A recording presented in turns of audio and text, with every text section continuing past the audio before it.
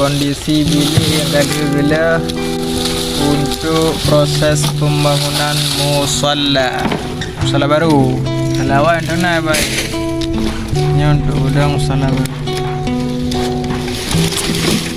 Pajuh musalla ukuran 40 kali 40 meter.